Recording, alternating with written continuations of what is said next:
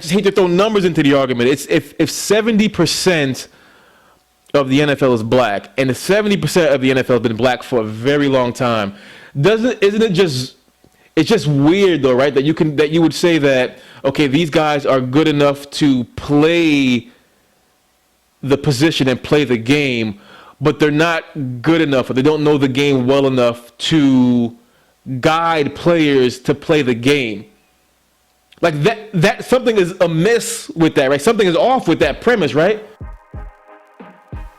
Hey, what's going on, everybody? This is episode 52 of the Kevin Burke Project. Let me jump right in. I got 5 things I want to talk about in no particular order. But let me start with the NFL and their overtime rules. A lot of talk about that when the Chiefs beat the Bills in the divisional round in overtime. And of course, a lot of people are on the side of the argument of, you got to change it. You got to give both teams the opportunity to get the ball. It wasn't fair because the Chiefs got the ball first. The team, what they're saying is the team who wins the coin toss wins the game. And I'm like, and they're saying that's why the Chiefs won the game, of course. That's why the Chiefs beat the Bills, because they won the coin toss and got the ball first. And I'm like, the Chiefs offense did play against the Bills defense, right? I'm just, they did, right? I don't understand why we want to change the rule every time something like this happens. When you talk about this and you want to change the rule, all you're doing is saying that you're going to bail out the defense. I heard players, offensive players on the Bills, complain about the rule, saying the Chiefs only won because they got the ball first. This is offensive players on the Bills. So when I hear that from players on the Bills, all I hear is our defense isn't good enough to stop them. No, we don't have to change the rule. Play defense, prevent them from scoring. That I don't understand why this is such a complicated thing, a complicated topic to grasp. If you prevent them from scoring a touchdown, you get the ball, and then you can score. It's not that complicated. We don't have to change the rule. We just got to hold the defense more accountable to when they give up a touchdown on the first possession of overtime. Simple as that. Switching gears to baseball. This happened a couple of weeks ago, but I didn't get a chance to hop on the mic and talk about it. It was the, Barry Bonds and Roger Clemens striking out, pun intended, I guess, striking out on their bid for the Hall of Fame. And what that means is that in the history of the game of baseball, the all-time hits leader, Pete Rose, the all-time home run leader, Barry Bonds, and the all-time Cy Young Award winner, Roger Clemens. 3 of the more decorated awards in the game. They're not in the Hall of Fame and never will be. That's what it means. But then they let David Clemens in. David Ortiz. They let David Ortiz in, which I don't necessarily have a problem with on its face. I got a problem with it when you compare him to the players I just mentioned, the guys who are being left off, the guys who are being left out. Now, of course, with Bonds and Clemens, and it gets when you talk to like these like baseball purists, and you go back to like the Mitchell Report and all of it, like it gets super specific. Like, okay, he didn't necessarily test positive, but he was named in the Mitchell Report, and like you get into so many nuances and so much hyperbole, and you get real cute with who you're saying is dirty versus who you're saying is not dirty. So no, Bonds technically never tested positive for anything. Neither did Roger Clemens, but there's of course a cloud of suspicion over them. Did they juice? Of course they did. Probably. It seems like it. Pete Rose, of course, that's a different topic, right? That's a different situation. I'm talking about just Bonds and Clemens. Yeah, probably. Now, did David Ortiz as well? I mean, he didn't test positive either. But is he dirty? Did he juice? Probably. Probably as well. Probably just as much as Clemens and Bonds. The reason David Ortiz got in is because he was such a likable guy. He is such a likable guy. he had a great relationship with the media, and Bonds and Clemens, they didn't necessarily rub the voters the right way. So basically, what I gather from all of this is that in baseball, you can cheat, but if you're nice to the voters, you're gonna get in. So at some point, we gotta just render the whole baseball Hall of Fame thing almost useless, because again, all-time hits leader, all-time home run leader, all-time Cy Young Award winner, not in the Hall of Fame and never will be. So what is the point of the Baseball Hall of Fame? All right, let me go over to the NBA. I want to talk about this James Harden and Ben Simmons trade, but before I do that, can somebody please stop Grayson Allen? Can somebody stop Grayson Allen before he hurt somebody worse than he hurt Alex Caruso? That's all I'm gonna say on Grayson Allen. Nah, that's not all I'm gonna say. This man got to be stopped. Grayson Allen has been tripping guys. He's been tripping dudes for almost 10 years. And no, I'm not advocating for this, but nobody has laid this man out. I'm not condoning it. I'm just surprised. I don't want to spend too much time on it, but I just wanted to touch on that real quick. All right, the Ben Simmons and James Harden trade. Personally, I'm shocked that they didn't trade Kyrie. I thought they were going to trade Kyrie. The fact that they didn't trade Kyrie, and I thought they were going to, because of course this man is never going to get vaccinated. I said before, if there's one person walking God's green earth that will never get vaccinated, it is Kyrie Irving. So based on that, based on the fact that he's a part-time player, and the Nets caved and let him play when they said they wouldn't at the beginning of the year, I thought they were going to get rid of him and then have Simmons, Harden, and KD. That's a nice little trio right there, but they got rid of Harden, which of course leads me to believe that Harden wanted out, which is what all the rumors were saying those weeks leading up to the trade deadline, that he wanted to get out. And I guess it's true, because now you got Simmons, who, for all of his shortcomings, he's still a decent NBA player for what he does.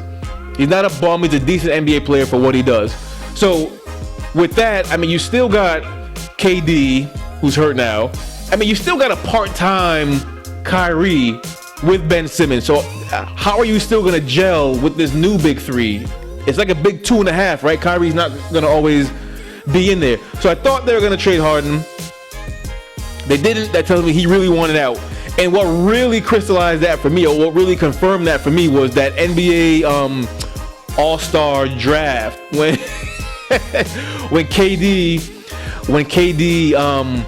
chose Harden last.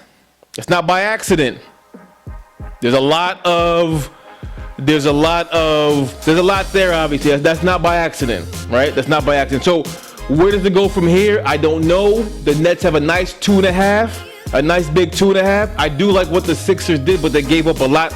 You think aside from Simmons, it's Andre Drummond as well. It's Seth Curry. So I think Brooklyn easily wins this trade, but again, you got Kyrie for half of the time.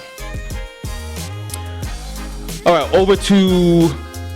back to the NFL, and Brian Flores filing the lawsuit against the NFL for discrimination with the NFL teams coaching and hiring practices. I think by him coming out and doing this, he's effectively becoming the Colin Kaepernick of coaching, meaning he's doing something for the greater good that may cost him the ability to do what he loves for the rest of his life. Like, I don't know if anyone's going to ever want to hire Brian Flores again to coach. He brings up, of course, Bill Belichick texting the wrong Brian, the other Brian who became the coach of the Giants, which kind of just confirmed that in his words, in Brian Flores' words, that his interview with the Giants was a scam, or was a sham, which ultimately it was, right? If Bill Belichick is saying congratulations for getting the job, but he texted the wrong Brian, then yeah, they were just interviewing him to satisfy the Rooney Rule, which is a whole big can of worms, and that rule is almost 20 years old, and I still don't know what to make of it. It just says on its face you have to interview a non-white candidate. It doesn't say you have to actually ever consider hiring this non-white candidate, because how can you enforce that? It's tough to actually enforce that. So he goes on the interview. He doesn't get it. He thinks it's a scam. He thinks it's a sham. And then now I understand there's people saying, why can't it be that these owners are just hiring the guy that they think is best to do the job? Like, why do we have to talk about color? Like, why do we have to consider color? I understand that. Like, on the, like, as plainly put, that makes sense. You wouldn't want to hire the guy who's best equipped for the job. But I just hate to throw numbers into the argument. It's if 70% of the NFL is black, and 70% of the NFL has been black for a very long time, it's just weird though, right? That you would say that, okay, these guys are good enough to play the position and play the game, but they're not good enough, or they don't know the game well enough to guide players to play the game. Like that something is amiss with that, right? Something is off with that premise, right? Like, they're good enough to take direction and play the game, but they're not good enough to give the direction to guys playing the game. Just think about it from that context, from that angle. Like, that is the argument. Like, how does that, like, something is off with that, right? Something is off with that. You gotta admit, something is a little bit weird with that.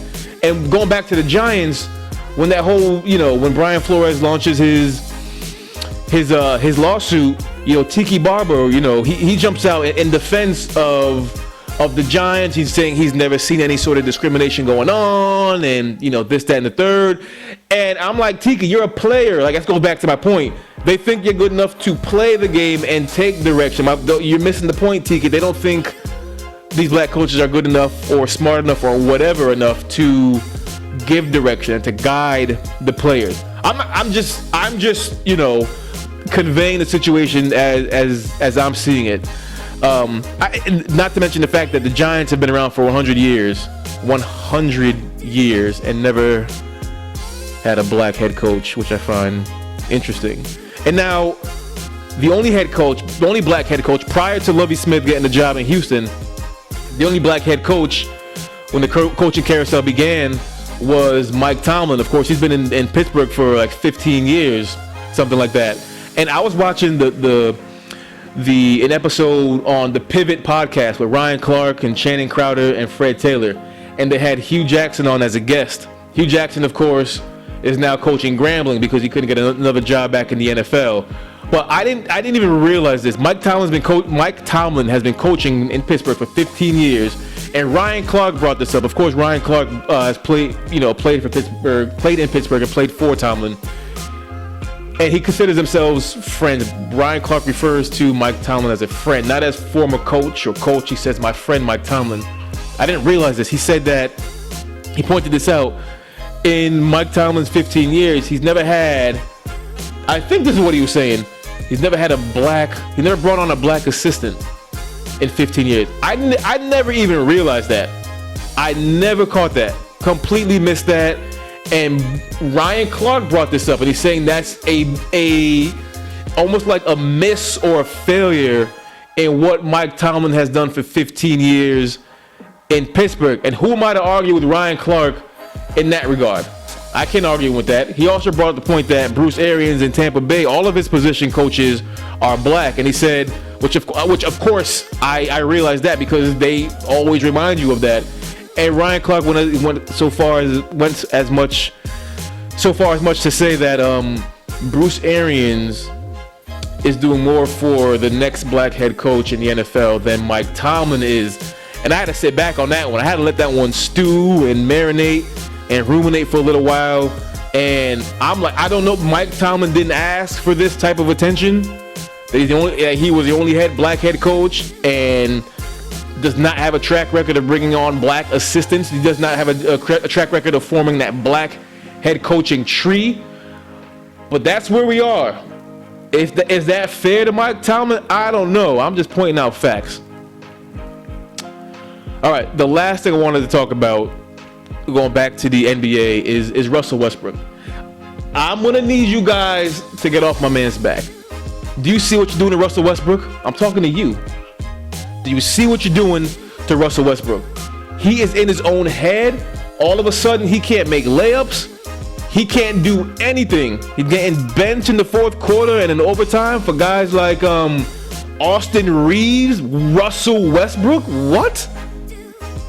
Social media is doing this? Because I tell you this, Russell Westbrook was missing the same layups, missing the same jump shots for the Wizards last year, for the Rockets 2 years ago. I guess maybe it's a matter of him playing under the bright lights in for the Lakers. But my only point is, I hope you guys are happy that he's self-imploding. He's in his own head and he can't get out because you won't leave him alone. If we just get off his back, I promise the Lakers will be okay and he'll get back to the Russell Westbrook that won the MVP, which by the way is a guy that was erratic, a guy that turned the ball over, a guy that couldn't shoot threes. He was all of those things. This almost isn't new, but I guess it's new only because he is with the Lakers.